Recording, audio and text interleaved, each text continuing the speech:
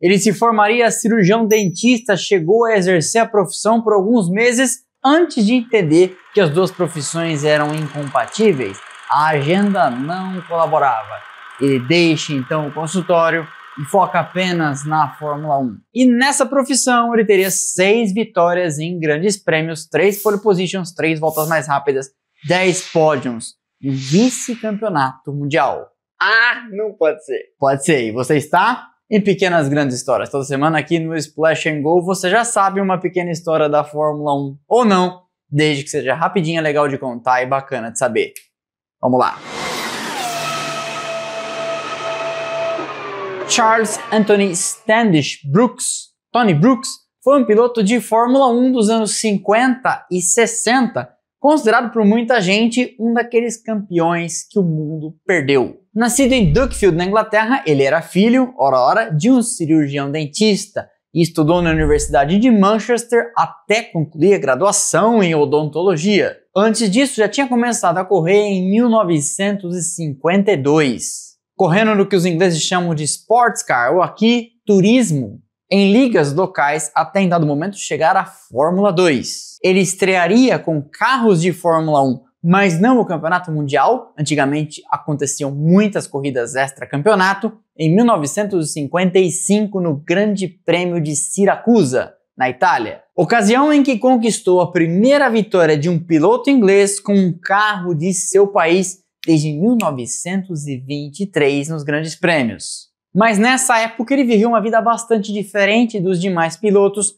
a maior parte deles herdeiros, a maior parte aristocratas, pelo menos na Europa, e estava sempre pulando da faculdade para o consultório e nos finais de semana, então, pilotando carros de corrida. Mas essa sua vitória, pela primeira vez num carro de Fórmula 1 contra tudo e contra todos, chamou bastante a atenção da Fórmula 1. Em dezembro de 1956, já tendo conquistado esse resultado e com várias equipes de olho nele, ele se forma em odontologia, abre o consultório e começa a atender pacientes.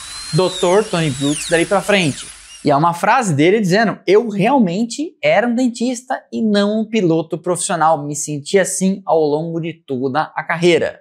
Mas esse hobby rapidamente ensinaria a ele, ainda quando exercia as duas profissões, que ser piloto de corridas era muito perigoso naquela época. Durante o Grande Prêmio da Grã-Bretanha de 1956, o acelerador da sua BRM trava no talo. O carro bate nas barreiras, sai capotando e ele é ejetado para fora do cockpit justamente por estar sem cinto.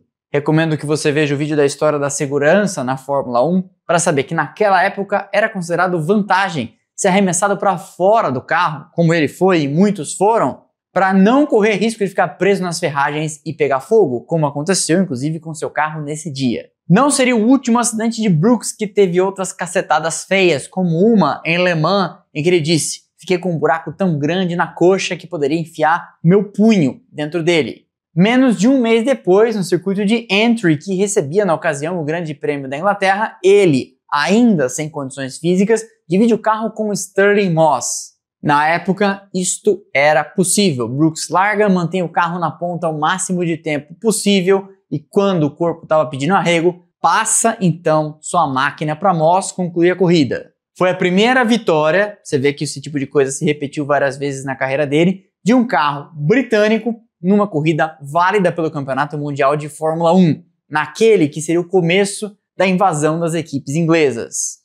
Em 1958 ele seria terceiro colocado no Campeonato Mundial, vencendo em Spa, Nürburgring e Monza. É mole? Somando 24 pontos. E aí decide mudar de equipe e vai correr na Ferrari. Naquele ano ele venceria na França e novamente em Nürburgring para ser vice-campeão, com outros resultados como um segundo e um terceiro lugar, somando na ocasião 27 pontos, mas perdendo o título para Jack Brabham. No total seriam 75 pontos marcados numa época, lembre-se que só os 6 primeiros pontuavam e a vitória valia 8 ao invés de 9 pontos. Se você quiser saber mais sobre os sistemas de pontuação da Fórmula 1, tem um vídeo inteiro sobre isso, com 6 vitórias, 3 poles, 3 voltas mais rápidas e 10 vezes indo ao pódio, numa época que 20% do grid ao ano perdia a vida. E ele participaria de seu último grande prêmio nos Estados Unidos em 1961.